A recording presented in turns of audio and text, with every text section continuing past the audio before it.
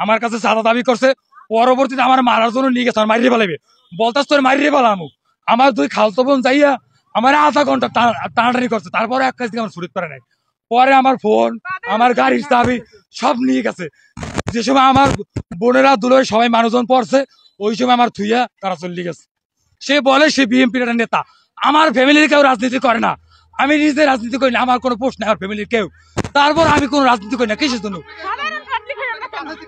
আমার দুই বোন, এই দুই বোন না থাকলে আমার আর এই এলাকাবাসী না থাকলে আমার মারি ফেলাইতে।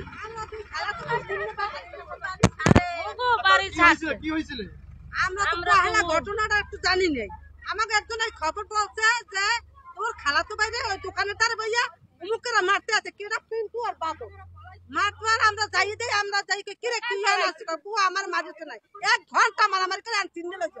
আমরা যে আদর্শি যা বাসাইল আপনারা না থেকে আগে কিরে তোরা মারামারি করো কি পারে, আমাকে লাগে লাঠি লইছে, আর আমাকে লাগে বড় আমাকে লাগে হেরা কষা লাইছে, তোরা হানাইছে, আমরা কেমন কথা কও টাকা টাকা তোরা ফোন দিছি তুই আসো নাই কা আপনার কি হান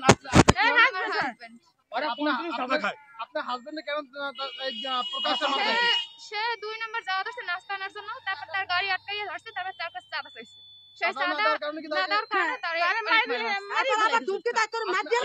এই যে বাদল, এই বাদল বাসায় থাকে না, বাসা বাজার দোকান আছে, ওই জায়গায় কন্টিনিউ সে মাদক ব্যবসা করে, ব্যবসা খায়, সে কন্টিনিউ মাদক খায়। এত লোক থাকলে আপনাকে কেন প্রকাশ মারবে? আমি তারে ফোন দিছি, এত রাতে প্রত্যেকজন ভুক্তভোগী, তাদের ভুক্তভোগী সবাই ভুক্তভোগী তাদের কাছে, আমি একা না।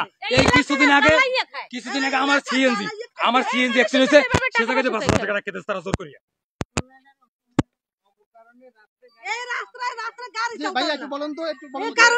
শুধুমাত্র ওদের কারণে, ওদের মতো কিছু এই লম্পটদের কারণে রাত্রে, গভীর রাত্রে যখন আমরা ব্যবসায়িক প্রতিষ্ঠান থেকে বাসায় ফিরতে চাই, তখন আমরা গাড়িতে ফিরতে পারি না। গাড়ি, রিক্সা, অটো, তারা কেউ এই রোডে আসতে চায় না, শুধুমাত্র ওদের চাঁদাবাজির কারণে। আবার মোবাইলটা লই গেছে, হুন্ডাটা লই গেছে, এই হুন্ডা মোবাইল আবার চাচায় মোবাইল তো চাইনি, হুন্ডাটা আমরা ডাকাডার কি অর্ধ মারিয়ে ফেলাইবে এই কথাটা বলছে।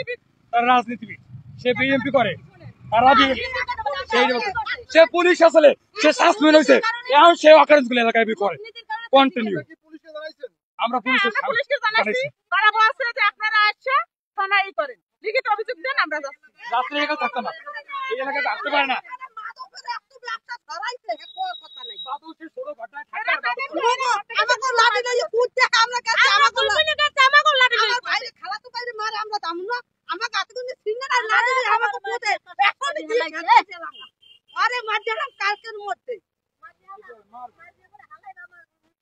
আমার বাবা মা স্থানে নাই, তারা ঢাকায় গেছে, সুযোগটা ওরা গ্রহণ করে এভাবে মারধর করছে।